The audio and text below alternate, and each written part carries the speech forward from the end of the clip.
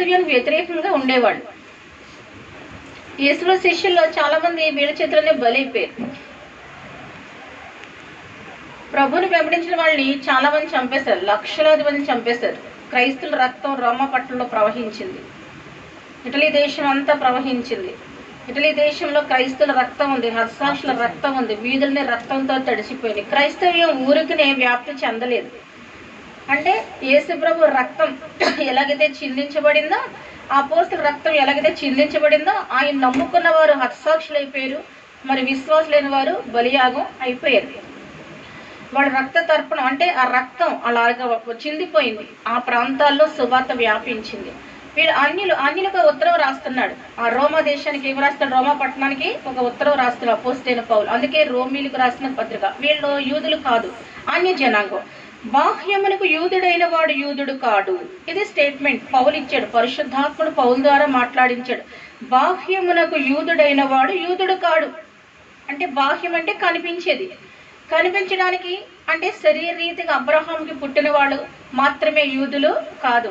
వాళ్ళ రూపం వేరు, వాళ్ళ యొక్క స్ట్రక్చర్ అంతా వేరుగుంటుంది, వాళ్ళ వస్త్రధారణ వేరుగా ఉంటుంది, ఆచార వ్యవహారాలు వేరుగా ఉంటాయి. వాళ్ళు ప్రత్యేకమైన జనాంగంగా వాళ్ళు ఉన్నారు. ప్రభు వారిని చాలా ప్రేమించాడు, కోరుకున్నాడు. అలాగే ప్రభుని వాళ్ళు వెంబడించారు. ఆయన కోసం ఏమైనా చెడుకు ఆ జనాంగం సిద్ధపడ్డారు. ఇక్కడ పౌలు స్టేట్మెంట్ ఏం చెప్తున్నంటే, బాహ్యములకు యూదుడైన వాడు యూదుడు కాదు అంటున్నాడు. ఇప్పుడు కొత్త నిబంధనలో మార్చేశాడు. అంటే అబ్రహాముకు పుట్టినంత మాత్రాన యూదులు కాదు అని చెప్పాడు. అబ్రహాము రక్తము వారిలో ఉన్నంత మాత్రాన వారు యూదులు కాదు. ఆయన పోలిక ఉన్నంత మాత్రాన యూదులు కాదు. సేరాకు జన్మించినంత మాత్రాన యూదులు కాదు. ఇస్సాకు పుట్టినంత మాత్రాన యూదులు కాదు. బాహ్యములకు యూదుడైన వాడు యూదుడు కాదు. అలాంటి కోపం వస్తారా అదా యూదులకి? ఎందుకు అపోస్తలుడైన పౌలు యూదుడు, యూదుడై ఉండి యూదులు ఏమంటున్నాడు? కంటికి కనిపించేంత మాత్రాన యూదులు కారు అన్నారు. మరి ఎవరు యూదులో చెప్తాడు. డెఫినేషన్ మారిపోయింది, క్రొత్త నిబంధనలో మారిపోయింది. పాత నిబంధనలో ప్రత్యేకమైన జనం యూదుడంటే యూదుడే. ఇక్కడ యూదుడంటే వేరొక అర్థం కూడా ఇచ్చాడు. ఏంటంటే, అయితే అంతరంగమందు యూదుడైన వాడే యూదుడు. అది ఎవరు యూదుడంట? అంతరంగమునందు యూదుడై ఉండాలంట. అది వాక్యం చెప్తుంది. అంటే కంటికి కనిపించే వస్త్రధారణ, లేకపోతే ఆచార వ్యవహారాలు, వారి జన్మ, ఇవేవి ముఖ్యం కాదు. ఏ దేశంలో పుట్టారు, ఎవరికి పుట్టారు, ఎక్కడ పుట్టారు, వీళ్ళు ఏం ఆచరిస్తున్నారు, ఇవే ముఖ్యం కాదంట. అంతరంగంలో యూదుడు అవడం అంటే ఏంటో మనం తెలుసుకోవాలి. అంతరంగంలో యూదా స్వభావం ధరించుకోవాలి. అది చెప్తున్నాడు. అంతరంగంలో యూదుడైన వాడే యూదుడు అని మాట్లాడుతున్నాడు. అంతరంగంలో యూదులు ఎవరు అంటే, యేసు ప్రభు రక్తం ద్వారా వచ్చిన వారు. వారు అంతరంగములో యూదులు. అబ్రహాము రక్తం ద్వారా పుట్టిన వారు యూదులు, వాళ్ళు ప్రత్యేకించబడిపోయారు. క్రీస్తు రక్తం ద్వారా, గొర్రెపిల్ల రక్తం ద్వారా ఎవరైతే పుట్టారో ఆత్మ సంబంధంగా వాళ్ళే యూదులు అన్నారు. దీని ప్రకారం మనం యూదులమా కాదా? మనం యూదులు. అంతరంగంలో ఏమై ఉన్నాం? మనం యూదులమై ఉన్నాం. అది అంటే ఇశ్రాయేలు దేశంలో పుట్టినంత మాత్రాన యూదా స్వభావం వచ్చేది. ఇక్కడ యేసు ప్రభుకు పుట్టితేనే ఏమొస్తుంది? ఇక్కడ యూదుడి స్వభావము వస్తే. అంతరంగమందు యూదులు. ఇప్పుడు క్రైస్తవులు అందరూ ఏంటి? అంతరంగమందు యూదులే. వాళ్ళు అమెరికాలో పుట్టినా సరే యూదులే, భారతదేశంలో జన్మించిన యూదులే, ఆంధ్రప్రదేశ్లో జన్మించిన యూదులే. అంటే మనము శరీరరీతిగా అబ్రహాముకి జన్మించలేదు. మన ఆచారాలు, వ్యవహారాలు, సంస్కృతి, సాంప్రదాయం అన్నీ వేరు. కానీ అంతరంగములో మనకేముంది? వేకువ చుక్క ఉంది. అంతరంగములో వాక్యం ఉంది. అంతరంగంలో క్రీస్తు శరీరం ఉంది. అందువల్ల మనం ఏంటి? యూదులము. ఎవరన్నా మిమ్మల్ని ఎవరైనా ఏ కులం ఏంటి అని అడిగితే మీరు ఇప్పుడు ఏం చెప్పొచ్చు? అంతరంగంలో యూదులు కాబట్టి యూదులు అని చెప్పొచ్చు. నేను కదా, బైబిల్ చెప్తుంది, అంతే కదా. మీరు ఎవరు అంటే ఏం చెప్పాలి? మన సంఘంలో చాలా రకాల కులాలు ఉన్నాయి, లేని కులం లేదు. చాలా రకాలు ఆర్యులు అదన్నా ఆర్యేతరులు అందరూ ఉన్నారు ఇక్కడ. కాబట్టి మీరందరూ ఆర్యులా మర్చిపోండి, ద్రవిడులా మర్చిపోండి, ఆర్యేతరులు అన్ని మర్చిపోవాలి. ఇప్పుడు ఏం గుర్తుపెట్టుకోవాలి? మనము యూదులము. అంతరంగం మంది ఏమై ఉన్నాము? యూదులమై ఉన్నాం. అందరూ ఆదాము నుంచి వచ్చిన వారే, అందరూ అబ్రహాం నుంచి వచ్చిన సంతానమే. క్రీస్తులోకి మనం ట్రాన్స్ఫర్ అయిపోయాం కాబట్టి మనం ఏంటంట? యూదులమై ఉన్నాము. కాబట్టి మీరు ఖచ్చితంగా ఏమని ఒప్పుకోవాలి? ఇక్కడ యూదులమే అని ఒప్పుకోవాలి. ఏమని ఒప్పుకోవాలి? యూదులని ఒప్పుకోవాలి. అయితే చూడండి, మరి సున్నతి హృదయ సంబంధమైనది, ఆత్మయందు జరుగునది కానీ అక్షరం వల్ల కలుగునది కాదు అన్నారు. యూదుడంటే ఏంటంటే వాళ్ళు సున్నతి ఆచారం ఆచరిస్తారు. అబ్రహాం దగ్గర నుంచి వాళ్ళు మోషే కాలం నుంచి వాళ్ళు ఏం చేస్తున్నారు? సున్నతి ఆచారాన్ని వాళ్ళు ఆచరిస్తూ మనం చూస్తూ ఉన్నాం. ఇశ్రాయేలు అందరూ సున్నతిని ఆచరిస్తూ ఉంటారు. కాబట్టి ఇక్కడ ఏమంటాడంటే ఈ సున్నతిని శరీరంగా వాళ్ళు ఆచరిస్తారు. ఇంకా ఏ జనాంగానికి సున్నతి లేదు, గుర్తుపెట్టుకోండి. ఒక్క ఇశ్రాయేలు సంతానానికి ఏముంది? సున్నతి ఆచారము ఉంది. అది ఇష్మాయిలు తీసుకున్నారు తర్వాత. కానీ దేవుడు ఎవరికి ఇచ్చేది? ఇశ్రాయేలుకే ఇచ్చాడు. వీరి సున్నతి గుర్తించబడింది, వారు చేసిన సున్నతి గుర్తించబడలేదు, ఇష్మాయిల సున్నతి గుర్తించబడలేదు. అయితే ఇక్కడ ఏమంటాడంటే హృదయ సంబంధమైనది ఆత్మయందే జరుగునట్టు. సున్నతి హృదయానికి జరగాలంటే ఏం జరగాలంట? హృదయానికి సున్నతి లేదంట. అది చెప్తున్నాడు. అంటే అంతరంగమందు యూదుడైన వాడికి హృదయంలో ఏం జరగాలి? సున్నతి జరగాలి అని మాట్లాడు. రెండు రకాల సున్నతి, శరీర సంబంధమైన సున్నతి, ఆత్మ సంబంధమైన సున్నతి. అబ్రహాము పుట్టిన వాళ్ళందరూ శరీర సంబంధమైన సున్నతిలో ఉన్నారు. యేసు ప్రభు వల్ల జన్మించి ఆత్మ సంబంధంగా పుట్టిన వారు అందరూ ఆత్మ సంబంధ సున్నతి కలిగి ఉన్నారు. హృదయ సంబంధ సున్నతి ఏంటంటే రఫ్ హార్ట్ కాదు, కఠినమైన హృదయం కాదు. కొంతమంది హృదయాలు ఎలా ఉన్నాయంటే రాళ్ళు అనమాట. ఎలా ఉన్నాయి? పూర్వ మిషనరీస్ హృదయాలు ఎలా ఉండేవి అంటే పుష్పాలు లాంటి హృదయాలు. మనల్ని చూసి కనికరపడ్డారు, మనల్ని చూసి జాలి పడ్డారు, మనల్ని చూసి ప్రేమించారు, చదువు చెప్పారు, అనేకమైన పనులు చేశారు. ఇప్పుడు మిషనరీస్ చూడండి, కఠినమైపోయారు. ఏమైపోయారు? కఠినమైపోయారు, రాళ్లలాగా అయిపోయారు. ఎందుకు? ఇక్కడ చాలా మోసం జరిగింది. వాళ్ళు చేసిన సహాయం ప్రజలకు అందలేదు, బీదలకు అందలేదు, దరిద్రులకు అందలేదు, వాళ్ళ కుటుంబ ఆస్తిగా మారిపోయినాయి. అందువల్ల వాళ్ళు ఇక్కడ మోసగల లెక్కలకు వేసుకున్నారు. అందరినీ అదే లెక్కలకు వేసుకున్నారు. అందరినీ ఏ లెక్కలకు వేసుకున్నారు? ఆ లెక్కలకు. నిజమైన వారిని, నిజాయితీ పరుల్ని నమ్మడానికి చాలా అరుదు కదా. మోసం, దగ, కుట్ర చేసేవాళ్ళని చాలా, నటించే వాళ్ళని చాలా మంది నమ్ముతారు. కానీ పరిశుద్ధాత్ముడు ఎవరిలో ఉన్నాడో పరిశుద్ధుడు ఖచ్చితంగా చెప్తాడు ఎవరు నమ్మొచ్చో నమ్మకండి. ఇప్పుడు వచ్చింది ఏంటంటే పరిశుద్ధాత్మ మీద ఆధారపడలేదు. ఈ నటన, విమర్శల యొక్క నటన చూసి సహాయాలు చేస్తారు, లేకపోతే మానేస్తారు. అలాగుందంతా. కాబట్టి ఇక్కడ ప్రభు చెప్తాడు మన హృదయానికి సున్నతి జరిగితేనే మనం యూదులమట. రాతి హృదయం ఉంటే యూదుడు కాదు, మాంసపు గుండె కావాలి. నీ రాతి గుండె ఈ రాత్రి మాంసపు గుండెగా మారిపోవాలి. అదే సున్నతి. రాతి గుండె అంతా చెక్కబడిపోవాలి. రాతి నీ గుండెని పట్టేసి రాయి ఒక పొరలాగా పట్టేస్తుంది. ఈ రాయి అంతా సుత్తుతో ఏమైపోవాలి? వాక్యంతో కొట్టివేయబడాలి. అప్పుడు నీలో ఉన్న మాంసం గుండె కనబడుతుంది. ఆ మాంసం గుండె పనిచేయకుండా రాతి పొర ఏర్పడిపోయింది, గుండె చుట్టూ రాతి పొరలు. అసలు జాలి, దయ, కనికరం అవన్నీ చాలా అరుదైపోయినాయి. నాకు చాలా ఆశ్చర్యం వేస్తుంది కొంతమందిని చూస్తూ ఉంటే. అసలు స్పందించరండి. ఒక మనిషి ప్రాణాపాయ పరిస్థితిలో ఉంటే ఒక క్రైస్తవుడు, లేదా క్రైస్తవుడు కాదు, ఒక హిందువో లేదా ముస్లిమో, ఒక అన్యుడో ఎవరో కావచ్చు, అతను ఒక మనిషి, ఒక శరీరం కలిగిన వాడు, దేవుని రూపంలో ఉన్నవాడు. అసలు ఎంత నిర్లక్ష్యంగా ఉంటారు అంటే హృదయానికి ఏం జరగలేదు? సున్నతి జరగలేదు. ఏ హృదయానికి సున్నతి జరుగుతుందో ఆ హృదయంలో ప్రేమ పొంగుతుంది, ఆ హృదయంలో శాంతి, సమాధానం, నెమ్మది అన్నీ వచ్చేస్తాయి. ఆ హృదయంలో కఠినత్వం ఉండదు, సరళత్వం ఉంటుంది. అందుకే చెప్తున్నాడు మెస్సియానిక్స్. మనం ఏం చెప్పాను నేను? మెస్సియానిక్స్ అంటే మెస్సీని వెంబడించే వాళ్ళం మనం. కాబట్టి మన హృదయానికి ఏం జరగాలి? సున్నతి జరగాలి. అది ఎవరో కరోనా వస్తే, భర్తకు వస్తే భార్యను బయటికి గెంటేసారట, వర్షంలో ఉంచారట. అసలు హృదయానికి సున్నతి అనే మనుషులు చేసే పనులేనా ఇవి? కరోనా కామన్ అయిపోయింది, కరేపాకులాగా కదా, చాలా కామన్ అది. ఇప్పుడు ఎవరు అంటే కరోనా వస్తే ఇదివరకు ఎక్కడో చెరువులో వస్తే, అమెరికాలో వస్తే భయపడి మరి ఢిల్లీలో వస్తే అది ఇంటి ముందుకు వచ్చేస్తుంది, ఇంటి పక్క వచ్చేస్తుంది, వీధిలోకి వచ్చేస్తుంది.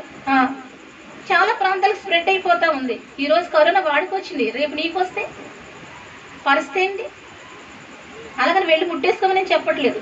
కనీసం ప్రార్థనా సహాయం అన్న అందించండి. ఆదరణ మాటలు ఫోన్ ద్వారా చెప్పొచ్చు కదా. ఆ కరోనా వస్తే ఫోన్లో మాటలు, ఫోన్ నుంచి కరోనా రాదు కదా, వస్తుందా? స్విచ్ ఆఫ్ చేసుకోకండి సెల్ ఫోన్లు. ఎవరికన్నా కరోనా వస్తే నా నెంబర్ ఇవ్వండి, నేను ఫోన్ ద్వారా ప్రార్థన చేస్తాను, ఫోన్ ద్వారా ఆదరణ చెప్తాను. అందుకని హృదయానికి ఏం కావాలి? సున్నతి కావాలి. ఆడే యూదుడని చెప్తున్నాడు. చెప్పి అక్షరం వల్ల కలుగుంది కాదు. అక్షరం ఏం చేస్తుందంటే కొన్ని విషయాలు మనకు నేర్పిస్తుంది. శరీర సంబంధ సున్నతిని అక్షరంతో పోల్చేసాడు. క్రియల వల్ల ఉపయోగం ఉంది కానీ చెప్పడం అక్షరం వల్ల ఉపయోగము లేదు. ఎన్నో చెప్తాం కదా. మరి ఈ సమయంలో క్రైస్తవులు చాలా చేయాలి. మిషనరీస్ వరకు చాలా చేసేవారు. ఇప్పుడు మిషనరీ అన్నవాడు కాగడబెట్టి ఎదుగునా కనబట్టలేదు. చాలా అరుదైపోయారు, హృదయాలు కఠినమైపోయినాయి వాళ్ళకి. అరే దేవుని నమ్ముకున్న పిల్లలు వేరే దేశాల్లో బాధలు పడుతున్నారు, కష్టాలు పడుతున్నారు అన్న ఆలోచనలో మళ్ళీ కనెక్షన్ తెగిపోయినాయి. దేవుడితో మనం కనెక్షన్ పెట్టుకోవాలి. ఇప్పుడు ఎవరితో పెట్టుకోవాలి? దేవుడితో పెట్టుకోవాలి. తర్వాత అంటున్నారు చూడండి, అట్టి వానికి మెప్పు మనుషుల వల్ల కలగదు, దేవుని వల్లనే కలుగును. అది మెప్పు ఎవరి వల్ల కలగాలట? దేవుని వల్ల కలగాలి. మనకి ఎవరి మెప్పు కావాలి? మనుషుల మెప్పు కావాలి. మనం ఏం చేసినా దానాలు బహిరంగంగానే చేస్తాం కదా. ఒక్క చిన్న దానం చేసి 100 సార్లు ఫోటోలు పంపుతాం. మన దానం రహస్యం కాదు, పబ్లిక్. ఎప్పుడో 1-2 సార్లు మనం ఏం చేస్తామో తెలియచేయడం వేరు, దాన్ని బాగా ఎక్స్పోజ్ చేసి పబ్లిక్ చేయడం వేరు. నీకు మెప్పు ఎవరి వల్ల కావాలి? దేవుని వల్ల కావాలి. నీకు మనుషుల మెప్పు అక్కర్లేదు. అది చెప్తున్నాడు ప్రభు. సంఘం దేవుని మెప్పు కోసం ఎప్పుడైనా ప్రయత్నం చేసావా? దేవుని మెప్పించడం ఎలాగో తెలుసుకున్నాం. ఒక మనిషిని మెప్పించడం తెలుసు, కానీ దేవుని మెప్పించడం తెలీదు. ఒక అధికారి దగ్గరికి వెళ్తే ఎలా మెప్పించాలో తెలుసు, పులస చేపట్టుకుని వెళ్ళిపోతారు అని చాలా సంతోషపడిపోతాడు అధికారి. ఎందుకు? గోదావరి పులసలు కదా. నీకు మెప్పించడం తెలిసింది పులస చేప ఇచ్చి, మరి దేవుని ఎలా మెప్పించాలి? నీ హృదయం చాలా ముఖ్యమైనది. అది దానికే అన్ని జనం చూడండి, బంగారు ఇటుకలు చేస్తున్నారు, వెండి ఇటుకలు చేస్తున్నారు, ఇచ్చేస్తున్నారు వాళ్ళ దేవాలయాలకి. అలా వెండి ఇటుకలు ఇచ్చే క్రైస్తవుడు చూపించండి. బంగారు ఇటుకలు కాదు కదా. కనీసం మందిరం కట్టుకుంటామంటే చలనం ఉండదు. ఏముండదు? అసలు చలనం ఉండదు. మన దేవాలయాలు ఎలాగున్నాయి చూడండి. వాళ్ళ దగ్గర ఉందండి ఇస్తారంట. నీ దగ్గర ఎంత ఉందో? ఎలియా విషయంలో చూస్తే సారిపతి విధవరాలు ఒక రొట్టె 2 రొట్టెలు అంతే ఉన్నాయి, అవి చేసుకుని తిని చచ్చిపోదాం. అంతకంటే విధవరాలు ఎవరు లేరు కదా. ఆవిడ ఎంత దీవించబడింది. ఉన్న దాంట్లోనే మధ్యాహ్నం ఒక లెక్చర్ వచ్చారు నా దగ్గరికి. చాలా అప్పులు అయిపోతే చివరి దశలో కొరప్రాణంతో వచ్చారు మా దగ్గరికి ఎవరో చెప్తే. అప్పుడు నాకు ఒకటే చెప్పాను, మీరు చర్చికి వెళ్తారని అడిగాను. వెళ్ళన్నాడు. బైబిల్ చెప్తారని చదవన్నాడు. వాక్యం ఉందండి, వాక్యం వింటారని విన్నాడు. ప్రార్థన చేస్తారని చేయనన్నాడు. దేవునికి ఏమైనా ఇస్తారంటే ఇవ్వనన్నాడు. ఇప్పుడు మీరు ఇందులోంచి బయటపడాలంటే ఇప్పుడు మీరు చేయాల్సినవి ఇవన్నీ ఉన్నాయి, ఇవన్నీ చెయ్యాలి. ఇవన్నీ చేస్తే మీరు ఏమవుతారు? ఆశ్రయించబడతారు, దీవించబడతారు. నా చేతులు ఏమి, నేను ప్రార్థన చేస్తాను, అంత మాత్రం మీరు దీవించబడిపోరు. నేను పొలంలోకి వెళ్ళి ప్రార్థన చేస్తాను, మీరు విత్తనం వేరు, మొక్కలు వచ్చేస్తాయా? నువ్వు మొక్కలు విత్తనం పెడితే, నేను ప్రార్థన చేస్తే దేవుని కృప చూపి ఆ మొక్కలు అభివృద్ధి పొందేలా చేస్తాను కదా. ఇది అంతే. నువ్వు విత్తాలి, ఖచ్చితంగా ఏం చేయాలి? విత్తాలి. అన్ని జనం చూసి నేర్చుకోండి. కెనడాలో 300 చర్చిల్ని హిందూ దేవాలయాలకి అమ్మేశారు. 300 చర్చిలు హిందూ దేవాలయాలుగా మారిపోయినాయి అట. అమెరికాలో కూడా క్రైస్తవ దేవాలయాన్ని హిందూ దేవాలయాలుగా మార్చేస్తున్నారు. 50% చర్చికి వెళ్ళట్లేదు, చర్చిలో ఇన్కమ్ రావట్లేదు. చర్చిలు హిందువులు కొనేసుకుంటున్నారు 100. తెలుసా? నిజాలు ఇవన్నీ కూడా. ఒకప్పుడు యెరూషలేములోకి బబులోని విగ్రహాలు వచ్చేస్తున్నాయి. ఇప్పుడు పెద్ద పెద్ద మందిరాలు కష్టంతో కట్టి. ఇప్పుడు ఉన్నాను, ఈ మందిరం ఎంత చిన్న మందిరం, ఎంత కష్టంతో కట్టాను తెలుసా? ఎంత శ్రమతో కట్టాను తెలుసా? ఎంత ఇబ్బందులు కట్టాను తెలుసా? ఇరుకులో కట్టాను తెలుసా? మీరు ఈరోజు ఇలా కూర్చుని ఇలా వాక్యం వినటానికి ఒక చిన్న పిచ్చుకలాగా ఎంతో ప్రయాసపడ్డాను. అలాగ వాళ్ళు కూడా కష్టపడే మందిరాలు కట్టారు ఆ రోజుల్లో. ఈ దినాన మందిరాలు మనుషులు లేక ఎవరు ప్రవేశిస్తున్నారు? అన్యజనులు ప్రవేశిస్తున్నారు. అందుకే చెప్తున్నాడు దేవుడు వాక్యంలో, అక్షరము కాదు, ఏం కావాలి? హృదయానికి సున్నతి కావాలి. హృదయానికి సున్నతి గుడికి ఎందుకు రాడు? వస్తాడా? రాడా? కాబట్టి ప్రభు దాని గురించే అసలు యూదులు ఏంటి, ఎలా ఏర్పడ్డారు చూద్దాం. యూదులని మాట్లాడుతున్నాం కదా, అసలు యూదుల గురించి ఏం చెప్తుంది బైబిల్ చూద్దాం. అపోస్తల కార్యములు 7వ అధ్యాయము మొదటి నుంచి నేను చదువుతాను. ప్రధాన యాజకుడు ఈ మాటలు నిజమేనా అని అడిగిను. అందుకు స్టెఫను చెప్పింది ఏమనగా, సహోదరులారా, తండ్రులారా వినుడి. మన పితరుడైన అబ్రహాము హారాన్లో కాపురముండక మునుపు మెసొపొతామియాలో ఉన్నప్పుడు మహిమగల దేవుడు అతనికి ప్రత్యక్షమై. స్టోరీ చెప్తాడు, యూదులు ఎలా ఏర్పడ్డారు, ఎందుకు వాళ్ళు యూదులు అంటున్నారు అంటే ఇక్కడ అంటున్నాడు ఏమనంటే, మన పితరుడైన అబ్రహాము. యూదులకి పితరుడు ఎవరట? అబ్రహాంని అవ్రామ్ అంటారు.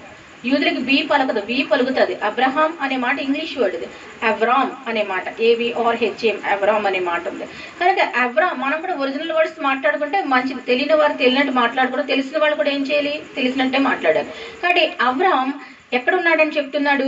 ఫస్ట్ అతను మెసొపొతామియాలో ఉన్నాడంట. ఎక్కడున్నాడు? మెసొపొతామియా అంటే మీసోఫెటేమియా, బిట్వీన్ 2 rivers, 2 నదీ పరివాహకముల మధ్య ఉన్న ప్రాంతం మెసొపొతామియా. సారవంతమైన ప్రాంతం, చాలా మంచిగా ఫలాలు పండించే ప్రాంతం. మట్టి చాలా మంచిది, చక్కటి నీళ్లు ఉన్నాయి, సేద్యం చేసుకోవచ్చు. 2 నదుల మధ్య ప్రాంతం ఎప్పుడు కూడా సారవంతంగా ఉంటుంది. 2 నదులు ప్రవహిస్తూ ఉంటే ప్రాంతాలు ఎలా ఉంటాయి? మధ్య ప్రాంతం చాలా సారవంతంగా ఉంటుంది. మెసొపొతామియా, దాన్ని ఇరాన్ ఇరాక్ అంటారు. ఇప్పుడు అది ఇరాన్ ఇరాక్గా విడిపోయింది. అప్పుడు ఒకటే అదంతా కూడా చాలా ప్రాంతాలు కలిసి మెసొపొతామియా అని చెప్పనేవారు. ఆ ప్రాంతం అంతా, అందులో చాలా ప్రాంతాలు కలిసి ఉండే మెసొపొతామియాలో. మెజారిటీ ఏంటంటే మేజర్గా చూస్తే ఇరాన్ ఇరాక్ అనే ప్రాంతాలు. అక్కడ ఉండేవాడు అబ్రహాము యొక్క తండ్రి హారాన్. కాబట్టి చెప్తాడు మెసొపొతామియాలో ఉన్నప్పుడు, ఇరాన్ ఇరాక్ ఆ ప్రాంతాల్లో ఉన్నప్పుడు ఏం జరిగిందంటే, మరి వీళ్ళు దేవుడు ఏం చేశాడంటే, మహిమగల దేవుడు అతనికి ప్రత్యక్షమయ్యారు. ఎవరు ప్రత్యక్షమయ్యారంట? దెయ్యాలు కాదు, భూతాలు కాదు, శక్తులు కాదు. ఎవరు ప్రత్యక్షమయ్యారు? మహిమగల దేవుడు. చెప్పండి, మహిమగల దేవుడు. మన దేవుడికి ఏముంది? మహిమ ఉంది. ఈ మహిమగల దేవుడి మీద నువ్వు ఆధారపడాలి. అది ఏ మనిషి మీద ఆధారపడద్దు. అది బైబిల్ చెప్పేది. దేవుడు చెప్పేదంటే మహిమగల దేవుడి మీద నువ్వు ఆధారపడు. మహిమను చూస్తావు. నువ్వు పాట రాస్తావు కదా, మహిమను చూచెదరు, నీ మహమహిమను చూచెదరు. ఇశ్రాయేలు అందరూ నీ మహమహిమను, శత్రువులందరూ నీ మహమహిమను చూచెదరు. మహిమను చూస్తాం, మహామహిమను చూస్తాం. ఈ మహిమ, ఆయన చుట్టూ ఏముందంట? మహిమ. అది గుర్తుపెట్టుకో. భూతాల చుట్టూ మహిమ ఉండదు, దెయ్యాల చుట్టూ మహిమ ఉండదు, సైతాన్ చుట్టూ మహిమ ఉండదు, దుష్టశక్తుల చుట్టూ ఏముండదు? మహిమ అనేది ఉండదు. అటు చుట్టూ చీకటి, అంధకారం, గాఢాంధకారం ఉంటుంది. మరి నీ ఇంట్లో కొంచెం దేంట్లో చూసుకో, మహిమ గల దేవుడా లేకపోతే మహిమ లేని దెయ్యాలా? అయితే చూడండి ఏమని చెప్తున్నాడు. ప్రత్యక్షమై నీవు నీ దేశమును నీ స్వజాన్ని విడిచి బయలుదేరి నేను నీకు చూపించబోవు దేశమునకు రమ్మని అతనితో చెప్పాను. ఏమనంట? ఇప్పుడు ఏం చేయాలి? దేశాన్ని విడిచిపెట్టు, స్వజనాన్ని విడిచిపెట్టు, బయలుదేరు. హడావిడిగా అర్థమవుతుందా? ఇప్పుడు దేశాన్ని విడిచిపెట్టమంటున్నాడు. స్వజనము, అబ్రహాం బంధువులందరూ ఎక్కడ ఉన్నారు? మెసొపొతామియాలో ఉన్నారు. అతని పూర్వీకులు, అతని బంధువులు, తాతలు, పిన్నలు పెద్ద అందరూ ఉంటారు కదా. మొత్తం అంతా పెద్ద జనాంగం వేడు. బంధువు, నీ స్వజనమును. అతని స్వజనం ఎవరు? ఇరాన్ ఇరాకుడు. మెసొపొతామియా ప్రజలు అతని స్వజనులు. ఇప్పుడు దేశాన్ని వదలమంటున్నాడు, బంధువుల్ని వదలమంటున్నాడు. రెండింటిని ఎవరిని వదలగలరా? ఎంత కష్టం. అమెరికా అంటే వెళ్ళిపోతారులే ఇప్పుడు, ఎందుకు? డాలర్లు వస్తాయి కదా, వెళ్ళిపోతారు. ఇక్కడ ఈయనకి డాలర్లు వస్తాయని కాదు తెలియదు, చాలా కష్టాలు ఉన్నాయి ఈయన ప్రయాణంలో. తెలుసా? ఈయన కష్టపడ్డాడు, తర్వాత 4 తరాలతో పిల్లలు అక్కడికి ఏమొచ్చారు? హాయిగా బతికారు. అంతే. చాలా కష్టపడ్డాడు అబ్రహాం. ఇతని ప్రయాణం అంతా కష్టాలతో ఉంటుంది చాలా. ఇప్పుడు చెప్తున్నాడు, మనము దేవుని కోసం ఏదైనా విడిచిపెట్టుకున్నామా?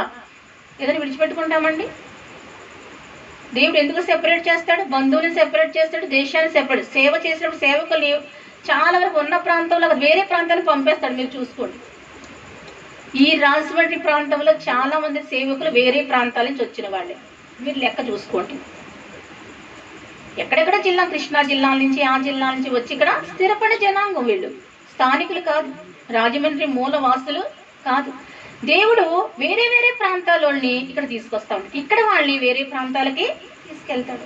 అంటే సేవకుడిని తన స్వదేశం నుంచి, ప్రాంతం నుంచి, ఊరు నుంచి పక్కకి పెళ్ళగిస్తాడు దేవుడు.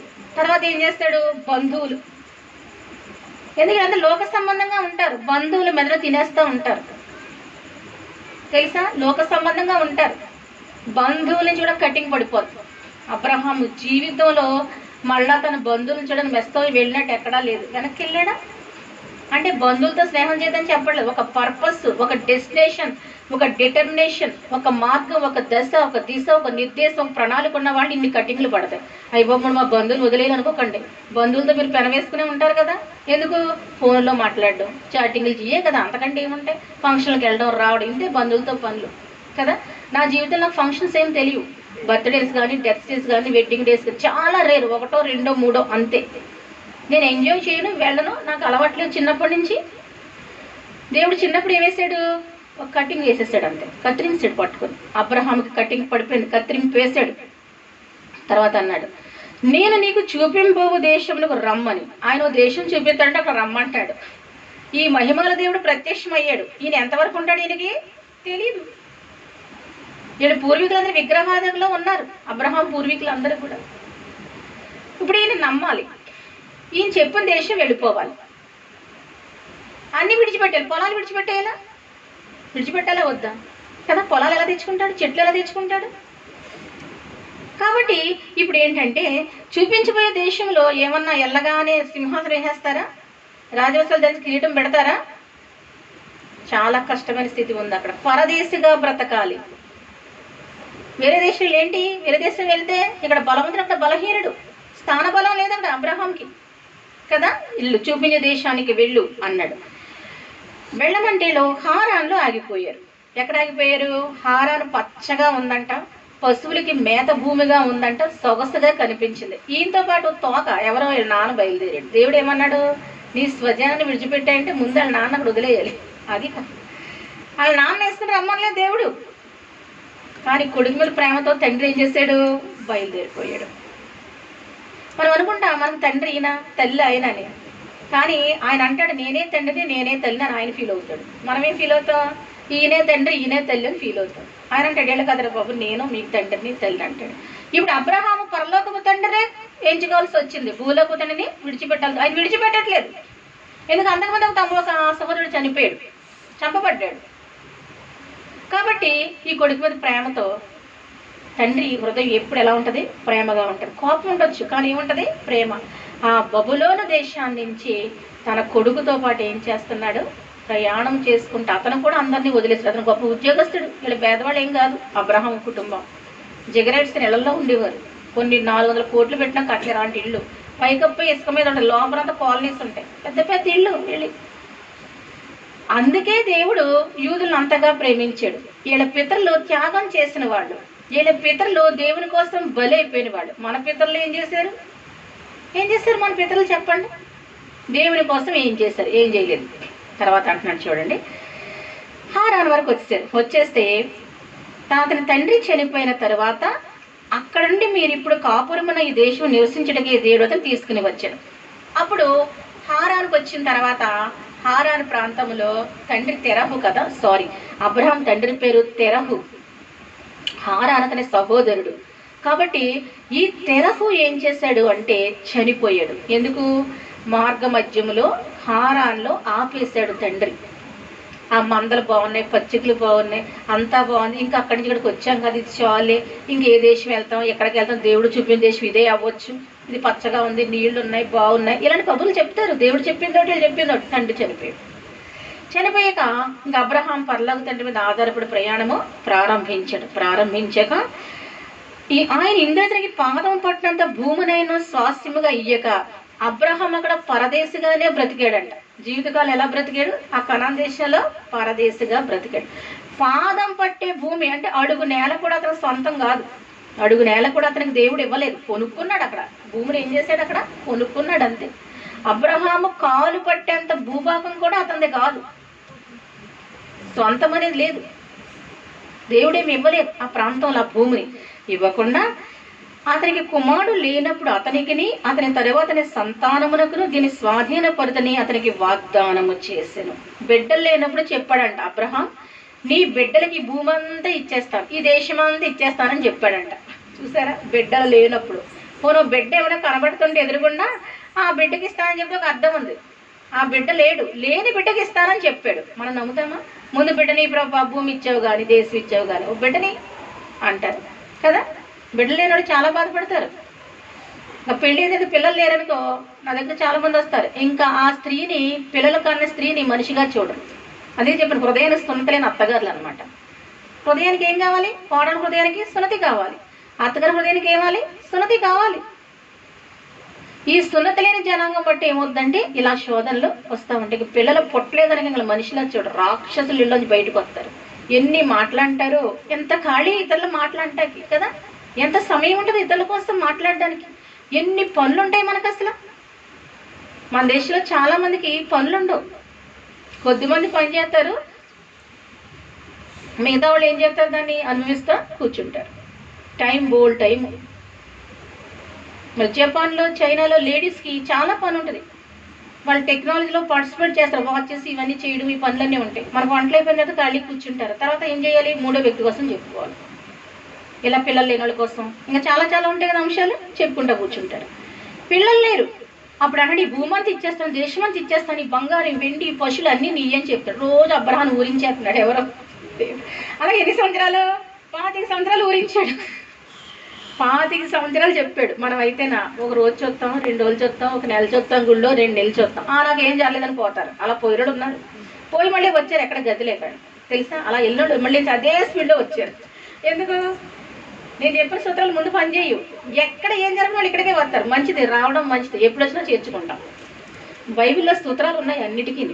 దాని ప్రకారం వెళ్తే జీవితం లెక్క ఏమొస్తాయి, అన్నీ వస్తాయి. కాబట్టి ఇక్కడ వాక్యంలో చెప్పింది, వీళ్ళని యూదులు అంటారు. వీళ్ళని ఏమంటారు? యూదులు అంటారు. అంటే అబ్రహాము సంతానాన్ని మెసొపొతామియా నుంచి వాళ్ళు వలస వచ్చి కనాను దేశంలో 4వ తరంలో వాళ్ళు ఏం చేశారు? ఆ దేశాన్ని యుద్ధం చేసి జయించి స్వాధీనపరుచుకున్నారు. వాళ్ళే యూదులు అంటారు కదా. వీళ్ళతో మరి మనల్ని ఎందుకు పోల్చేస్తున్నాడు? మరి మనల్ని ఎందుకు పోలుస్తున్నాడు? ఎక్కడో పుట్టాం భారతదేశంలో, ఎక్కడో పుట్టాడు అమెరికాలో. మరి ఈ దేశస్తుని ఆ దేశస్తుని ఎందుకు వాళ్ళతో పోల్చేస్తున్నాడు? అది సుపీరియర్ రేస్ కదా. అబ్రహాం సంతానం. ప్రపంచంలో అత్యంత మేధావులు ఎవరంటే యూదులు. ఏ టెక్నాలజీ చూసుకోండి, ఏ మెడిసిన్ చూసుకోండి, అగ్రికల్చర్ చూసుకోండి, ఏది చూడండి, వాళ్ళు మించి అమెరికా కూడా ఉండవు తెలివితేటలు. వాళ్ళ తర్వాత తెలివైన వాళ్ళు ఎవరంటే ఈ జర్మన్స్, బ్రిటిషర్స్. వీళ్ళు అనేక ఇన్వెన్షన్ కనుక్కున్నారు. ఎందుకంటే తెలివైన వాళ్ళు అంటే ఈ లైట్లు, ఈ ఫ్యాన్స్, ఈ మైక్లు, ఇవన్నీ ఎవరు కనుక్కున్నారు? ఆ యూదులను కనుక్కోవాలి, లేదా క్రైస్తవులను కనుక్కున్నారు. కాబట్టి వీళ్ళు మేధావులు అంటారు. వాళ్ళు రాసిన పుస్తకాలు మనం చదువుతాం కదా. పబ్లిక్ అడ్మినిస్ట్రేషన్ కానీ, పాలిటిక్స్ కానీ, సైకాలజీ టీచర్స్, ఇవన్నీ వాళ్ళు రాసిన పుస్తకాలే మనం చదువుతూ ఉంటాం. ఈ గ్రీకులు రాసి కదా. కాబట్టి ప్రభు చెప్తాడంటే వీళ్ళ యూదులు, వీళ్ళతో మనల్ని ఎందుకు పోల్చాల్సి వచ్చింది అని మనం ఆలోచన చేస్తే రోమా పత్రిక 3వ అధ్యాయం 1వ వచనం చూస్తే,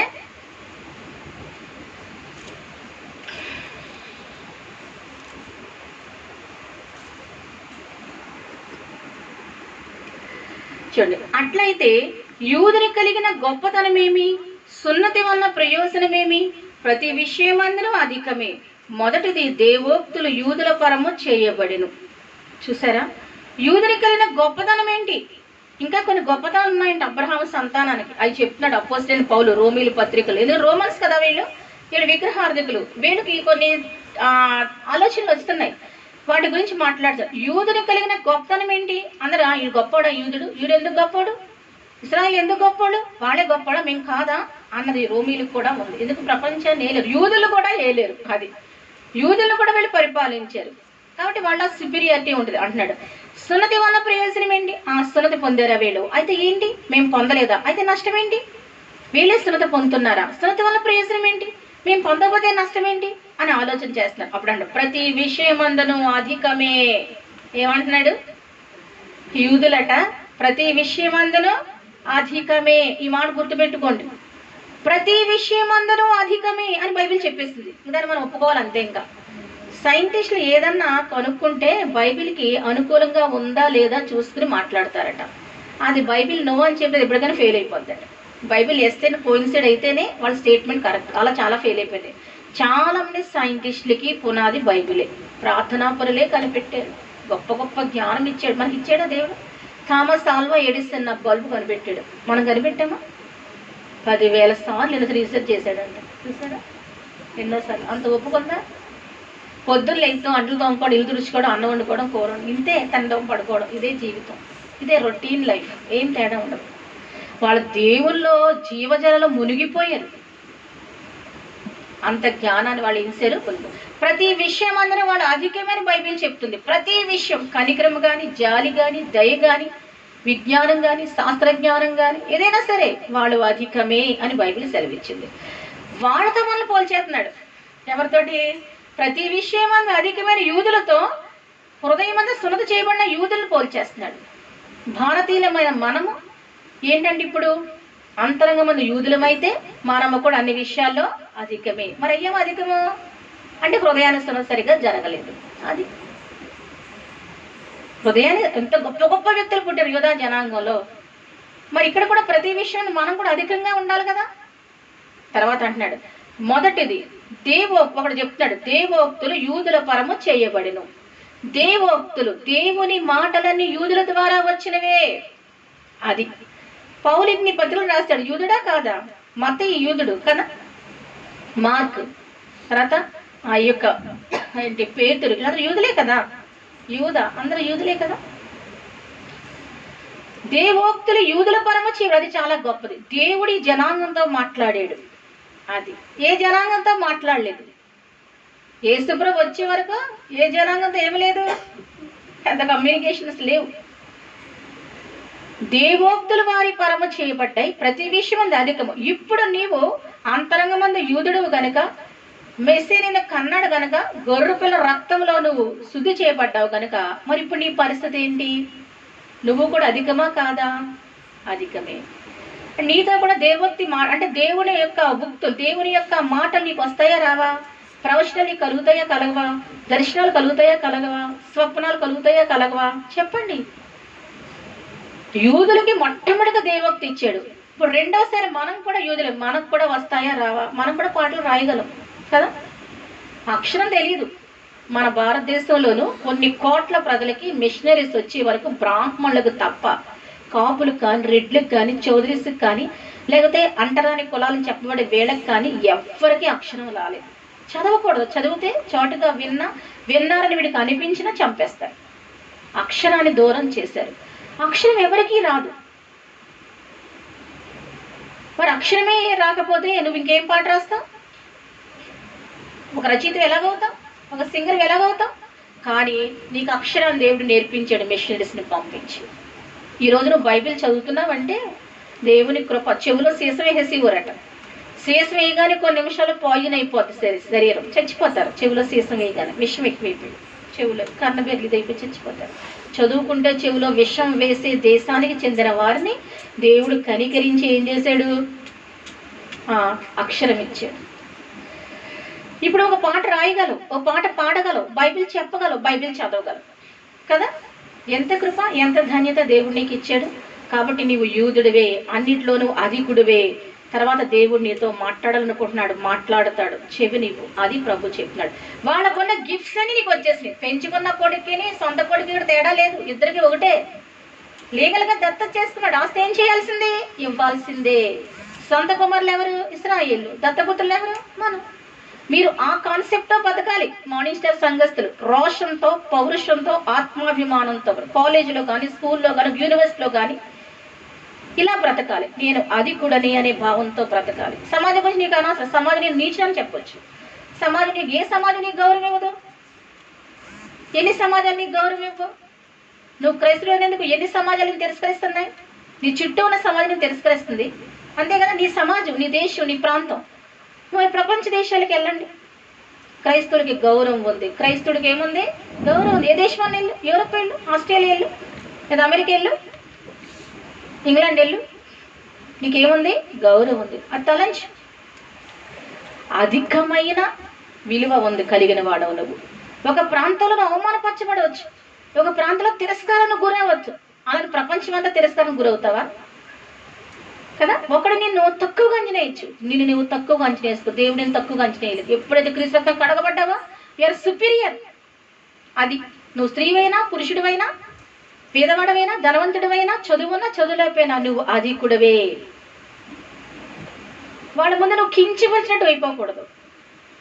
వాళ్ళు ఏదో అంటారు, చాలా మంది మీ కులం ఏంటి అని అడుగుతారు. అప్పుడు నువ్వేం చెప్పాలి? నేను యూదుడును అని చెప్పాలి.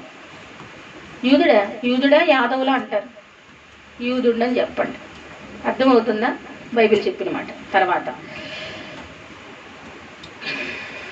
3:9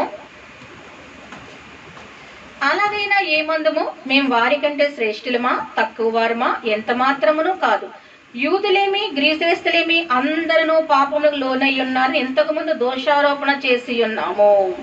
ఏమంటున్నాడంటే, యూదులేమి గ్రీసేస్తులేమి అందరూ పాపంలోనేనని ఎందుకు చెప్పండి? గ్రీసేస్తులు జ్ఞానవంతులు అని చాలా విర్రవీగుతారంట. మనం పాలిటిక్స్, ఈ బుక్స్లో గ్రీకుల గురించి చాలా చదువుతాం. వాళ్ళు ఫిలాసఫర్స్, కొన్ని శాస్త్రాలు రచించారు. వాళ్ళు శాస్త్రాన్ని కూడా పునాదులు వేశారు. వీళ్ళు చాలా గొప్పగా ఫీల్ అవుతారు. అంటున్నాడు, ఎందుకు మీరు గొప్పగా ఫీల్ అవుతున్నారు గ్రీకు దేశస్తులారా? ఏ శాస్త్రాలు రాశారని, పుస్తకాలు రాశారని మీరు కూడా పాపములకు లోనై ఉన్నారు. మీ మీద పాపం ఏలుబడి చేస్తుందని చెప్పాడు. కొంతమంది అంటారు, మా కులంలో తప్పు జరగదు, మా కులంలో స్త్రీ తప్పు చేస్తే మేము ఊరుకోం అంటారు. తెలుసా? మరి సినిమా యాక్టర్స్ వీళ్ళందరూ ఉన్నారా? గొప్ప గొప్ప వాళ్ళు, చెప్పుకునేవాళ్ళు. మరి వేసి వస్త్రాలేంటి? ఆలోచించండి. నీ వస్త్రం నీ భక్తిని తెలియచేయండి, నీ మేకప్ నీ భక్తిని తెలియచేయండి. నువ్వు ఎంతగా దేవుల్లో ఉన్నావు నేను చూసి చెప్పేయచ్చు. కొంచెం నటిస్తారు, తెల్లబట్టలు వేసుకుని అన్ని తీసేసి, ఆ నటన కూడా తెలిసిపోద్ది, 5 నిమిషాలు తెలిసిపోద్ది ఆ నటన. పరీక్షిస్తుంది, లోపడే స్వభావం ఉండదు వాళ్ళకి కొంతమందికి. కాబట్టి ప్రభు చెప్తున్నాడు ఏమనంటే, నువ్వు పాపివి, ఏ కులంలో పుట్టినా నువ్వేంటి పాపివి, ఏ జాతిలో పుట్టినా నువ్వేంటి పాపివి. ఈదుల్లో పిల్లల్ని కనేసి పడేస్తూ ఉంటారు కదా, తుప్పల్లో పడేస్తూ ఉంటారు. పేదవాడు పడేడు, గుర్తుపెట్టుకోండి. పేదవాడు 9 పిల్లలు కూడా పెంచే శక్తి కలిగి. నేను వెళ్ళిన ప్రాంతాల్లో అడుక్కునేవాడు 9 పిల్లలు ఉన్నారు. సంచారాలు 7 పిల్లలు ఉన్నారు ఒక్కొక్కరికి, 7, 6, 9 ఉంటారు. నెంబర్ అంతే. 6 పెంచుతుంది ఆ బీద తల్లి, 9 పెంచుతుంది అడుక్కునే తల్లి. ఎలా పెంచుతుంది? ఒక ఆడపిల్ల పుడితే కత్తిరించేస్తున్నారు కడుపులో. పాపం కాదా అది? అబార్షన్ పాపం కాదా? అదే ప్రతి కులంలో ఏముందని చెప్పాడు? పాపం. ప్రతి మనిషిలో ఏముంది? పాపం. ప్రతి జాతిలో ఏముంది? పాపం. ఏదో రకమైన పాపం, ఒక్క రకమైన పాపం.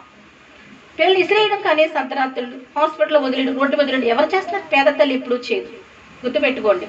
వాళ్ళకి పరుగుతో సంబంధం లేదు, సమాజంతో సంబంధం లేదు, బతుకుతారు అంతే, బతికిస్తారంతే. 2 పిల్లలు పెంచలేకపోతారు.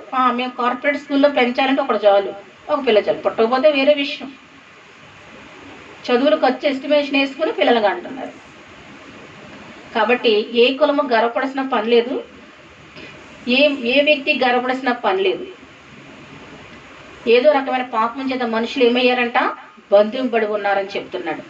చెప్పిన తర్వాత చూడండి 3:29 మనం చూస్తే, దేవుడు యూదులకు మాత్రమే దేవుడా, అన్యజనులకు దేవుడు కాడా? అవును, అన్యజనులకును దేవుడే. అది యూదులట కొంచెం గర్వంతో ఉంటారంట. ఎలాగా? దేవుడు మావాడు అనే గర్వం ఉందంట. అంటే పూర్వం నుంచి మేము దేవుని ఆరాధిస్తున్నాం, మేము ప్రత్యేకమైన జనము అనే ఫీలింగ్ ఉందంట. జాతి గర్వం వాళ్ళ ఉందని చెప్తున్నాడు దేవుడు. ఉంటే అన్నాడు ఏమనంటే, యూదులకు మాత్రమే దేవుడా అంటే ఇశ్రాయేలు ఒక్కడే చేశాడా దేవుడు? కాదు అని చెప్పి అన్యజనులకును దేవుడే. మనం అన్యజనులు అంటే భూమి మీద ప్రతి మనిషికి దేవుడు ఆయనే, ప్రతి ప్రాణికి దేవుడు ఆయనే, ప్రతి పక్షికి, ప్రతి జంతువుకి, ప్రతి స్త్రీకి, ప్రతి పురుషుడికి దేవుడు ఎవరు? మెస్సీయే, యెషువా మెస్సీయే. దేవుడు ఒక్కడే. అదే చెప్తున్నాడు వాక్యం. అన్యజనులకును దేవుడు. మనం అన్యజనులం, గుర్తుపెట్టుకోండి. మనం ఏంటి? ఇశ్రాయేలు తప్ప ఏ జనాంగమైనా, ఏ దేశమైనా ఏంటంట? అన్యజనులే. మనము అన్యజనులు, అది వాక్యం చెప్తుంది. యూదులు వేరు. అలాగని మీరు గర్వపడద్దు. అంటే యూదులు మాలో పాపం లేదని మీరు అనుకోవద్దు, పాపం లేదని అనుకోవద్దు. వాళ్ళకు కూడా అంటే ఏంటి చెప్తున్నాడు, గద్దిస్తున్నాడు దేవుడు. ఎవరు ఇప్పుడు కొత్త నిబంధన ప్రకారం సుపీరియర్గా ఫీల్ అవ్వాల్సిన పని లేదు. కొత్త నిబంధన ప్రకారం మనం ఎవరు అహంకారంతో ఉండాల్సిన పని లేదు. ఎంత పెద్ద కులమైనా, ఎంత తక్కువ కులమైనా దాని గురించి పట్టించాల్సిన పై కులాలన్నీ మనుషుల చేత ఏర్పాటు చేయబడ్డాయి. దేవుడు జాతులే సృష్టించాడు తప్ప కులాలు సృష్టించలేదు. అది వాక్యం చెప్పేది. దేవుడు ఒకడే గనుక ఆయన సున్నతి గల వారిని విశ్వాస మూలముగాను, సున్నత లేని వారిని విశ్వాసము ద్వారాను నీతిమంతులుగా తీర్చును. మరి పాపులు ఎలాగ వాడు అంటాడు, ఎవరన్నా నీతిమంతులు అంటారు, బైబిల్ అంటే నీతిమంతులుగా తీరుస్తాను అంటున్నాడు. అప్పుడే పుట్టిన పిల్ల వాడు కూడా నీతిమంతుడు కాదు, కానీ వాడు ఎదిగిన తర్వాత గ్రహింపు వచ్చాక దేవుడు వాడిని ఏం చేస్తే నీతిమంతుడుగా తీరుస్తాడు. మనము నీతిమంతులుగా తీర్చబడ్డాం. అది ఇప్పుడు పాపంలో లేము. పాపం మన మీద ఏలుబడి చేయదు, రక్తంతో కడగబడిపోయాం. ఎవరండి భక్తుడు, ఎవరండి నీతిమంతుడు? ఇది ఒక సోది మాట ఇప్పుడు వచ్చేదంట. అంటే ఇలా ఎవరన్నా అంటే ఈ లోకంలో ఉన్నాడు బురదలను అర్థం చేసుకోండి, ఆడే అంటారు ఈ మాటలు. మనం నీతిమంతులుగా తీర్చబడిపోయాం, పాపం నుంచి బయటకు వచ్చేస్తాం, పాప జీవితంలో లేం, పరిశుద్ధులుగా అయిపోయాం. అది ప్రభు చెప్తున్నాడు, సర్వశక్తులు చెప్పే మాట అది. తర్వాత వాక్యంలో మనం చూద్దాం. ఎఫెసీయులకు రాసిన పత్రిక 1వ అధ్యాయము 6వ వచనం. ఎఫెసీయులకు రాసిన పత్రిక 1వ అధ్యాయం 6వ వచనం. ఎట్లనగా తన ప్రియుని యందు తాను ఉచితముగా మనకు అనుగ్రహించిన తన కృపామహిమ కీర్తి కలుగునట్లు తన చిత్త ప్రకారమైన దయా సంకల్పము చొప్పున యేసుక్రీస్తు ద్వారా తనకు కుమారులుగా స్వీకరించుటకే మనలను ముందుగా తన కోసం నిర్ణయించుకుని మనము తన ఎదుట పరిశుద్ధులుగాను నిర్దోషమునై ఉండవలని జగత్తు పునాది వేయబడక మునిపే ప్రేమ చేత ఆయన క్రీస్తులో మనల్ని ఏర్పరచుకొనెను. చూసావా? ఉచితముగా మనకు అనుగ్రహించాడంట. యేసుప్రభు మనకి ఏం చేశాడు? ఉచితముగా రక్షణ ఇచ్చాడు, ఉచితముగా మారు మనసు ఇచ్చాడు, అన్ని ఉచితంగా ఇచ్చానని చెప్తున్నాడు. ఇచ్చానని చెప్పి తన ప్రియుని యందు, ప్రభు ఏంటి తండ్రికి ప్రియుడుగా ఉన్నాడట. తర్వాత ఏమంటే కృపా మహిమ కీర్తి కలుగునట్లు. చూసారా? కృప మహిమ 2 విషయాలు మాట్లాడుతుంది. నీ మీద కృప ఉంది. నీ మీద ఏముంది? కృప ఉంది కనుక మందిరంలో కూర్చున్నావు. కృప ఉంది కనుక ఇంకా వాక్యం వింటున్నాం. కృప ఉంది కనుక నువ్వు బాప్తిసం పొందావు. కృప నీ మీద ఉందిగా ఇంకా చెల్లిస్తున్నావు, జీవిస్తున్నావు, మంచిగా ఉన్నావు. ఎంతమంది జీవితాలు ఎంత భయంకరంగా రోధిస్తుంది తెలుసా? నాకు దర్శనం వచ్చింది. బస్సుల్లో ఎక్కిన మనుషులు బస్సుల్లోనే చచ్చిపోతున్నారంట. బస్సులు ఎక్కిన వాళ్ళు ఏం చేస్తున్నారు? బస్సుల్లోనే చచ్చిపోతున్నారని దర్శనం వచ్చింది. ఎంత ఘోరం అండి! బస్సు ఎక్కడ బస్సులోనే చచ్చిపోతున్నాడంట. డాక్టర్స్ చచ్చిపోతున్నారు, నర్సులు ఏమీ చేయలేకపోతే. మీరు ఏ హాస్పిటల్కి వెళ్ళండి, ఎంత కష్టం అవుతుంది బెడ్స్ అవి దొరకడం. అక్కడికి గవర్నమెంట్ ఎంతో చేస్తుంది, చేయని ప్రయత్నం చేస్తుంది. గవర్నమెంట్ లోపం ఏమీ లేదు. సడన్గా పేషెంట్లు లేకపోతే డాక్టర్లు ఏం చేస్తారు? ప్రభుత్వం ఏం చేస్తుంది? నర్సులు ఏం చేస్తారు? నర్సులు మనుషులే కదా, డాక్టర్స్ మనుషులే కదా. వాళ్ళ కిట్స్ వేసుకుని చేస్తున్నారు. కాసేపు మనం మౌత్కి ఏం చేయలేకపోతున్నాం? మాస్క్ పెట్టుకోలేకపోతున్నాం, ఊపిరి ఆడట్లేదు, ఆక్సిజన్ అందట్లేదు. మరి వాళ్ళ కిడ్స్లో ఎంతసేపు అని ఉంటారు? ఎన్ని గంటలు ఉంటారు? రాత్రి పగలు ఎలా చేయగలరు? వాళ్ళకి రెస్ట్ వద్దా? వాళ్ళ కుటుంబం ఉండదా? వాళ్ళకి పెళ్ళి ఉండరా? వాళ్ళకి భయం ఉండదా? ఎన్ని కోట్లు పెట్టి చదువుకొని ఉద్యోగాలు చేసుకుని చివరికి ఇలాంటి కరోనా పాలు పడిపోతే వాళ్ళకి భయాలు ఉండవా? ఇది దేవుని వల్ల కలిగింది. ప్రభుత్వాలు ఏం చేయలేవు, చేయడానికి ప్రయత్నాలు చేస్తాయి. ఇంకా ఆంధ్రప్రదేశ్ చాలా బెటర్ అన్ని విషయాల్లో కదా. చాలా విషయాలు మీకు రేషన్ సప్లై జరుగుతుంది, అన్నీ జరుగుతున్నాయి, మంచిగా ఉంది చెప్పాలంటే. మరీ అంత నిరాదరణకి ఏమి ఎవరిని వదిలేదు. వాళ్ళు సాయశక్తిలా చేస్తున్నారు. కానీ దేవుని చెయ్యి మనకి వ్యతిరేకంగా ఉంటే ప్రభుత్వాలు ఏం చేయగలవు చెప్పండి? మీరు దేవుణ్ణి పట్టుకోండి, దేవుణ్ణి ఆరాధించండి. చాలా మందికి వచ్చేసింది. ఎప్పుడో చెప్పింది WHO కదా. నిమ్మకాయలు బాగా తినండి, రోజుకు 1-2 ఆవిర్లు పట్టండి, మంచి ఫ్రూట్స్ ఇవన్నీ కూడా తినండి, ఎగ్స్ ఇవన్నీ మంచిగా తినండి. డబ్బులు ఉండాలి కదా ఇవన్నీ చేయాలంటే. ఉద్యోగాలు కష్టమైపోతున్నాయి, ఆర్థిక విషయాలు ఇబ్బంది అయిపోతున్నాయి, కరువు చేత చచ్చిపోతున్నారు, ఆత్మహత్యలు చేసుకొని చచ్చిపోతున్నారు. ఎంత భయంకరంగా ఉంది ప్రదేశాలన్నీ కూడా. అందుకంటున్నాడు నీ మీద కృప ఉంది, ఆ కృప ఉచితం, అది గుర్తుపెట్టుకో. నీ కృప, నీ మీద ఉన్న కృప ఏంటి? ఉచితమైన కృప ఉంది, అందరి మీద లేదా కృప. తన చిత్త ప్రకారమైన దయా సంకల్పము చెప్పున ఆయనకి నీ విషయంలో ఒక సంకల్పం ఉందంట. ఏముందంట? ఆ సంకల్పం ఉన్న వాళ్ళందరినీ మార్నింగ్ జడ్జికి తెస్తాడు. దేవుడు నాతో చెప్తాడు, ఇతని మీద నాకు ఈ సంకల్పం ఉంది, ఇతని మీద ఈ సంకల్పం ఉంది. ఏదైనా పాస్టర్ చెప్పండి, వాళ్ళ సంకల్పాలు ఏం చేస్తారు? వాళ్ళ కుటుంబం వరకే. నేను అలా కాదు, ఎవరిలో ఏ తలాంతం ఉందో అది బయటకు తీస్తాం, ఎవరి మీద ఏ సంకల్పం ఉందో వాళ్ళకి చెప్తాం, దానిలో ముందుకు వెళ్ళిపోమని చెప్తాం. మరి నీ విషయంలో సంకల్పం ఉందంట దేవునికి. నువ్వు మార్నింగ్ స్టార్ చర్చికి వచ్చావంటేనే ఒక సంకల్పం ఉందని అర్థం. ఆ సంకల్పం ఉన్నవాళ్ళు ఇక్కడికి వస్తారు. అందుకే ఎక్కువ జనం లేకపోతే నేను పట్టించుకోను. రావద్దని చెప్తాను కదా, ఆల్మోస్ట్ ఏం చెప్తాను? రావద్దని చెప్తానా లేదా? రావద్దని చెప్పినా వచ్చారంటే ఏంటి అర్థం? దేవుని దయా సంకల్పం వారి మీద ఉండి వారు ఒక అభివృద్ధి పరుస్తాడు అన్నట్టు. ఎండిపోయిన కొమ్మలు వచ్చి పచ్చగా చిగురిస్తున్నాయి. ఇప్పుడు మీకు తెలుసా, మార్నింగ్ స్టార్ సంఘాలు అందరికీ ఉద్యోగాలు ఉన్నాయి. ఆల్మోస్ట్ ఏదో పని ఉంది అందరికి, పని లేకుండా ఎవరు లేరు. ఉద్యోగాలు వచ్చేస్తున్నాయి అందరికి. ఇప్పుడు విన్నారు కదా సాక్ష్యాలు. కొన్ని సాక్ష్యాలు రికార్డ్ చేయం, ఎందుకంటే పబ్లిక్ ఇష్టపడరు అని చెప్పి. జాబ్ లేని వాళ్ళు ఎవ్వరు లేరు మార్నింగ్ స్టార్ సంఘాలు. వస్తున్నాయి, ఈ లాక్డౌన్లో జాబులు వస్తాయి. తక్కువ జాబులు ఏం కాదు, మంచి మంచి వచ్చినాయి అందరికి. అది కృప. అందరికీ జాబులు పోతుంటే మార్నింగ్ చర్చలు ఏమొస్తున్నాయి? జాబ్స్ వస్తున్నాయి. దేవుని శక్తి. మీకోసం తెల్లవారులు ప్రార్థన చేస్తాం, పోషించబడాలి కదా, మరి మీరు బాగుండాలి కదా. తర్వాత అంటున్నాడు చూడండి, యేసుక్రీస్తు ద్వారా తనకు కుమారులుగా స్వీకరించుడికే మీరు మిమ్మల్ని ఎలా దత్తత చేసినంట? యేసుక్రీస్తు ద్వారా, యెషువ మెస్సీ ద్వారా కుమారులు అయిపోయారంట. అది కుమారులుగా స్వీకరించాడంట. మనం ఎలా స్వీకరించాడు? కుమారులుగా స్వీకరించాడు. అంటే ఎవరి కుమారులము? యేసుక్రీస్తు కుమారులం అంట. దెయ్యాలు కాదు, దురాత్మలు కాదు, వాయుమండల అధిపతి కాదు, లూసిఫర్ కాదు కుమారులు. ఎవరు లూసిఫర్ పిల్లలు? ఎవరి పిల్లలు అయిపోయారు? ఇప్పుడు యేసు ప్రభు పిల్లలు అయిపోయారు. స్వీకరించాడంట మనల్ని ముందుగా తన కోసం నిర్ణయించుకుని. నీకు తెలుసా, నువ్వు దేవుని కోసం ముందుగా నిర్ణయించబడ్డావు. అది నువ్వేం చేయాలి? పరిచయం చేయాలా? తుడవాలా? వాక్యం చెప్పాలా? ప్రవచనం చెప్పాలా? దర్శనం చెప్పాలా? లేదా వంటలు చేయాలా? ఏం చేయాలి? నువ్వు నిర్ణయించబడ్డ. పాటలు పాడాలా? ఆయన ఇస్తున్న తలాంతు. లేని తలాంతు కోసం వెళ్ళొద్దు, ఉన్న తలాంతును వాడుకుంటే ఆశీర్వాదం. అది అదే వాక్యం చెప్తుంది. చూడండి ఇంకా ఏమని చెప్తున్నాడంటే, జగత్తు పునాది వేయబడక మునిపే ప్రేమ చేత ఆయన క్రియ ఏర్పాటు చేసినంటే ప్రేమ చేత ఏర్పాటు చేసుకున్నాడంట. దేని చేత ఏర్పాటు చేసుకున్నాడు? ప్రేమ చేత ఏర్పాటు చేసుకున్నాడు. జగత్తుకి ఇంకా పునాది వేయలేదంట, భూమికి ఇంకా పునాది వేయలేదంట, అసలు ఆకాశం ఏమి కూడా లేవంట. కానీ అప్పుడే నువ్వు ఆయన దృష్టిలో ఉన్నావు. ఇప్పుడు పుట్టావు నువ్వు నేను ఆదాం శరీరంలో ఉన్నావు. టైం వచ్చాక మనం పుట్టాం. ఆదాం రోజున సెల్సే కదా ఇవన్నీ. ఆదాం హవ్వలో ఉన్న సెల్సే ఇప్పుడు మనుషులు అయ్యారు, అంతే కదా, పిండాలుగా మారారు. నేను ఒక వీడియో చూస్తాను. ఏంటంటే ఒక డాక్టరు తల్లి పొద్దుకడుపు కొడవల్లాగా ఉంది, అది కొడవల కంటే వెడల్పు ఉంది, కత్తి అనమాట. దాంతో ఇలా కోస్తున్నాడు తల్లి పొత్తి కడుపుని.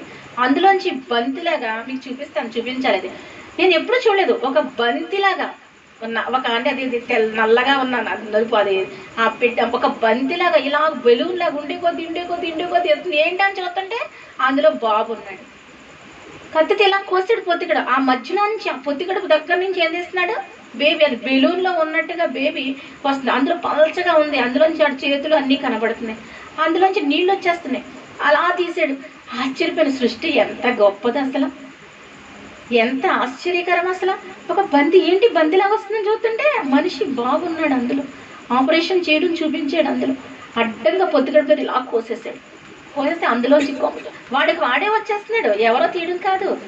వాళ్ళు ఇలాగా అదేంటే కోసేస్తారు, వెడల్పుగా కోసేసినారు. అందులోంచి చిన్న బంతిలోకి వచ్చి ఇలా పెద్ద బెల్లిలో మారి అందులోంచి నీళ్ళు వచ్చి బేబీ బయటికి వచ్చాడు. తల్లికి తనకి ఉన్న నేవెల్ కాడు, బొడ్డు తాడు ఉంది, ఆహారం వెళ్ళే తాడు. ఆడు అందులోంచి అంతసేపు అందులో ఉన్నసేపు మంచిగానే ఉన్నాడు.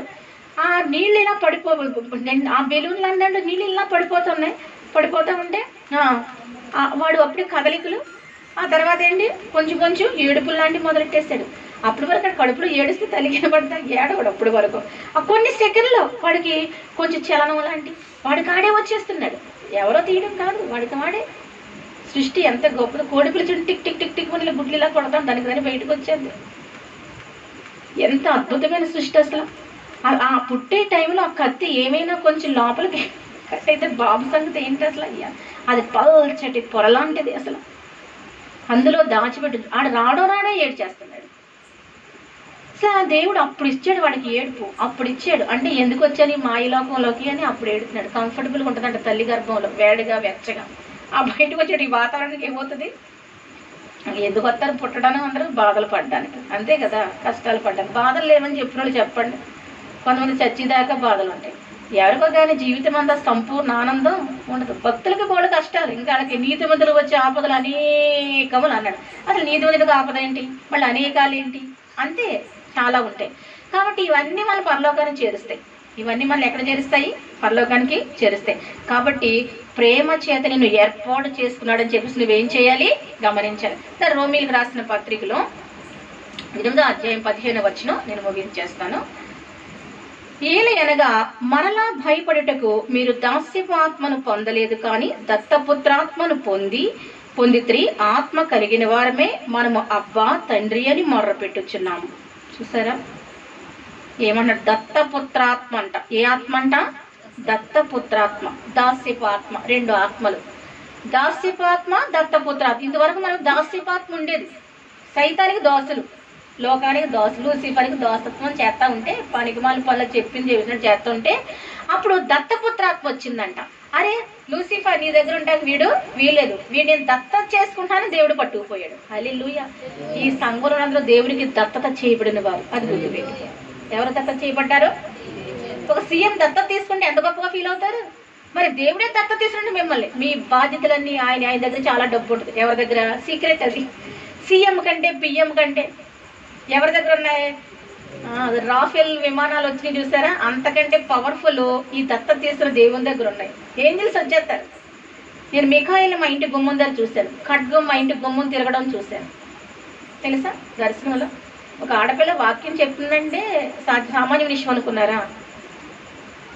సైతాను ఎంత, దానికి ఏజెంట్లు చాలా మంది ఉంటారు. శాటన్కి అణిచివేలని చూస్తారు తెలుసా? దేవుడు కాపాడుతున్నాడు అంతే, దేవుడు రక్షిస్తున్నాడు అంతే, దేవుడు ఏర్పడిస్తున్నాడు అంతే. అందుకే ఇప్పుడు నువ్వు ఎవరికి దత్తుడుగా వెళ్ళిపోయావు? దేవదేవునికి. మరి నీ అవసరాలను ఎవరు తీరుస్తారు? అది నా అవసరాలు ఏం తీరుస్తున్నాడు. అలా ఒకేసారి టన్నులు వచ్చి పడిపోవు. ఏ రోజు కావాలి ఇస్తాడు, ఏ వారం కావాలి ఇస్తాడు, ఏ పూట కాపుడు ఇస్తాడు. చాలదా? ఏలియాకి ఏమి ఇచ్చాడు దేవుడు? పోయి కెరీతు వారి దాగిండి అన్నాడు. మొన్న అక్కడికైనా ట్రక్కులు వచ్చేసినాయా? ఏమొచ్చినాయి? ఉదయం సాయంకాలం రొట్టె మాంసం చాలదా? అంతే, తృప్తిపడి ఉండు అన్నాడు దేవుడు. కొంతకాలం అలా ఉండు కెరీర్ వాళ్ళ దగ్గర అని చెప్పాడు. కాబట్టి ప్రభు ఏం చెప్తుందంటే, దత్తపుత్రాత్మ నీ మీదకి వచ్చేసింది. ఆ ఆత్మ కలిగిన అబ్బా తండ్రి అని మొర పెడతాం. ఏమని మొర పెడతావంట? ఇప్పుడు నువ్వు అబ్బా తండ్రి అని పిలవగలుగుతున్నావు. నీకు ఇదివరకు అబ్బ వేరు తండ్రి వేరు కదా. ఎవరో లూసిఫర్, మీ అబ్బ ఎవరంటే అబ్బా అనే మాట హెబ్రీ మాట. అబ్బా అనే మాట, అబ్బాయి అనే మాట ఎన్ని ఎక్కడి వచ్చినాయి? హెబ్రీ మాటలు ఇవి, హెబ్రీ వర్డ్స్. కనుక ఇదివరకు అబ్బ వేరు, ఇప్పుడు ఎవరు అబ్బా? మెస్సీ, యేసు మెస్సీ అంట. అబ్బా తండ్రి అని మొరపెడు. నీ తండ్రి ఎలాగైపోయాడు? మొన్నటిదాకా వేరే కదా, నీ తండ్రి లూసిఫర్ కదా. అంటే ఇప్పుడు దత్తపుత్రాత్మైన దత్తత చేస్తున్నాడు కనుక మనము కూడా యూదులమే, మనము కూడా అధికులమే. మనకు కూడా దేవోక్తులు దేవుడు ఇస్తాడు, మనకు కూడా జ్ఞానం ఇస్తాడు. కానీ హృదయానికి సున్నతి ఉండాలి. ఏముండాలి? సున్నతి. మరి యూదుల పిల్లలు సైంటిస్టులు అయిపోతారు. యూదుల పిల్ల ఆడవాళ్ళు 50% అడ్వకేట్స్ తాడు. ప్రతి యూదాశ్రీ చదువుతుంది. చదువు లేని వాళ్ళు యూదా దేశంలో ఉంటారు. ప్రతి ఒక్కరు చదువుకోవాలి, మరి బైబిల్ చదువుకోవాలి కదా. ఇది అంటే పేరుకి యూదులమే కానీ అభివృద్ధిలో యూదులం కాదు, ఇక్కడ జ్ఞానంలో యూదులం కాదు. అంటే దేవుళ్ళ లోపం ఉందా, మన లోపం ఉందా? సర్వశక్తుడు అన్యాయం చేయడం అసంభవం అని ఉందా?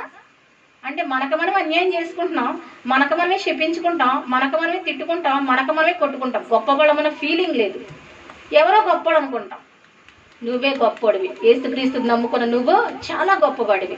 ఈ స్వతంత్రించుకో, మరి ఈ ఆశీర్వాదాలు స్వతంత్రించుకో, ఈ దీవెన స్వతంత్రించుకో. ఎలా స్వతంత్రించుకోవాలి? ఇశ్రాయేలు ఎలా స్వతంత్రించుకున్నారు? వారి పితరులు ప్రార్థనా పనులు, పితరులు త్యాగం చేశారు. ఇశ్రాయేలు చెట్లలో దర్శనభాగం ఇస్తారు, మొక్కల్లో ఇస్తారు, పాదుల్లో ఇస్తారు, కూరగాయల్లో ఇస్తారు, ఆవులు, పశువులు, జంతువులు, భూములు, ఇళ్ళు అన్నింటిలో దేవుని చెల్లిస్తారు. అందుకే అన్నింటిలో అధికంగా ఉన్నారు. మనమా ఒకసారి ఆలోచించుకుందాం. మన దరిద్రానికి కారణం ఏంటి? మన శాపాలకు కారణం ఏంటి? ఎందుకు దేవుడు చెప్పిన మనం స్వతంత్రించుకోలేకపోతున్నాం? ఎందుకు? ఒక 10 సంవత్సరాల కష్టాలు ఉండొచ్చు, 20 సంవత్సరాల కష్టాలు ఉండొచ్చు, ఒక తరం కష్టం ఉండొచ్చు. కానీ తర్వాత తరంలో దేవుడు ఇచ్చేస్తాడు కదా, ఏదో ఒకటి ఇస్తాడు. ఇవ్వకుండా దేవుడు ఉండడు, ఇచ్చి అలాంటి దేవుడు కాదు. కాబట్టి ప్రభు చెప్తున్నాడు ఈరోజు కాన్సెప్ట్ అంటే మెస్సియానిక్స్ ఈజ్ ఈక్వల్ టు యూదులను పెట్టాను. ఎందుకంటే మిమ్మల్ని ఎవరన్నా మీరేంటి అంటే ఏం చెప్పాలి? మెస్సియానిక్స్ అని చెప్పాలి. క్రిస్టియన్స్ అనే వర్డ్ అది వేరు. అసలైన వర్డ్ ఏది? మెస్సియానిక్స్. మెస్సియా, మెస్సియనమ్మ, మెస్సియానిక్స్ అని చెప్పండి. ఎవరికి అర్థం అవుతుందంటే అర్థమయ్యే వాళ్ళకి అర్థం అవుతుంది, నెమ్మదిగా అర్థం అవుతుంది. ఏదైనా కొత్తలో ఏది అర్థం కాదు కదా. తర్వాత ఏం చెప్పాలి? యూదులు. తర్వాత ఏం చెప్పాలి? యూదులు అని చెప్పాలి. అవతరాడు యూదులు అంటే ఏంటి అని అడుగుతాడు. ఈ వాక్యం అంతా చెప్పాలి. యూదులు అంటే ఏంటి అడగడా? మెస్సియానిక్స్ అంటే ఏంటి అడగడా? అప్పుడు చరిత్ర చెప్పండి, అధికులుగా ఫీల్ అవ్వండి, తక్కువగా అనుకోవద్దు. ఏదో నిమ్మనం, లేకపోతే అది అంటరానితనం, లేకపోతే దిక్కులేనితనం, దరిద్రం కాదు. Superior race. ఏంటి? మెస్సియానిక్స్ అంటే సుపీరియర్ రేస్. అది గుర్తుపెట్టుకోండి. దేవుడు మిమ్మల్ని అధికంగా ఆశీర్వదించిన గాక. ఆమె చిన్న ప్రార్థన చేస్తాను. ప్రభువా, అంతరంగమందు సున్నతి కలిగిన వాడే యూదుడని చెప్పు. మార్నింగ్ స్టార్ సంఘం కోసం, నా కుటుంబం కోసం ప్రార్థిస్తున్నాను. ప్రభువా, ఇదిగో అంతరంగమందు సున్నతి మాకు దయచేయండి. అంతరంగమందు ప్రభువా మరి నీ యొక్క శక్తితో మమ్మల్ని నింపండి. రాతి హృదయం తీసివేసి మాంసం గుండె దయచే. ఇదిగో యూదులు ప్రతి విషయంలో అధికులే, మరి మేమెందుకు అధికులుగాలి? మేమెందుకు జ్ఞానవంతులుగాలి? ఇదిగో ఈ సంఘానికి, నా కుటుంబాన్ని జ్ఞానం మీరు దయచే, నీ ఆశీర్వాదం మీరు దయచే. ఎలా దీవించబడాలో మీరు చెప్పండి, ఎలా ఆశీర్వదించబడాలో చెప్పండి తండ్రి. ఇవన్నీ ఫాలో అవడానికి సహాయం దయచే. ఇదిగో యూదులకు ఇచ్చిన ఆశీర్వాదం మా కుటుంబానికి, సంఘానికి కూడా మీరు దయచేయమని.